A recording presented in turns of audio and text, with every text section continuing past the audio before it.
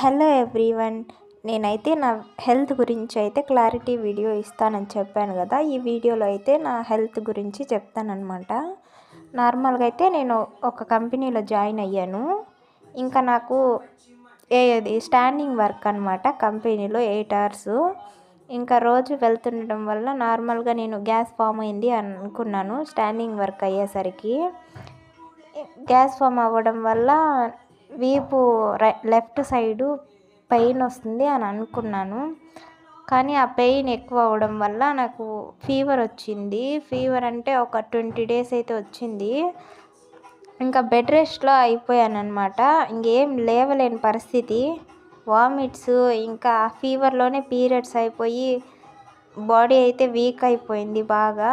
ఇంకా మా అక్క నర్స్ కాబట్టి మెడిసిన్, యాంటీబయాటిక్ ట్యాబ్లెట్స్ అన్నీ తెచ్చి వేసింది. ఇంజెక్షన్స్ అన్నీ యూస్ చేసినా ఏం తగ్గలేదన్నమాట. 20 డేస్ ఫీవర్తో బెడ్లోనే ఉన్నానన్నమాట. ఇంకా చెకప్ చేయించుకోవాలి అని చెప్పి హాస్పిటల్కి వెళ్తే డాక్టర్ అయితే ఫీవరు ఇట్లాగా అని చెప్పాము. 20 డేస్ నుంచి ఎక్స్రే, స్కానింగు, బ్లడ్ టెస్ట్ 3 రాశాడనమాట. అన్నీ చేపించిన తర్వాత బ్లడ్ టెస్ట్ అయితే నార్మల్గా వచ్చింది. స్కానింగ్, ఎక్స్రేలో లంగ్స్ దగ్గర నీరుంది, తీయాలి అని చెప్పారనమాట.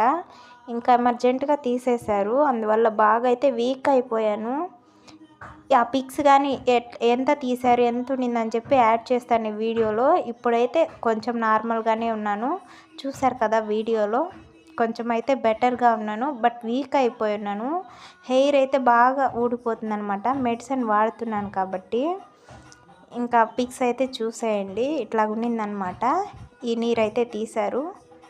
ఇంకేమైనా కావాలంటే కామెంట్ చేయండి.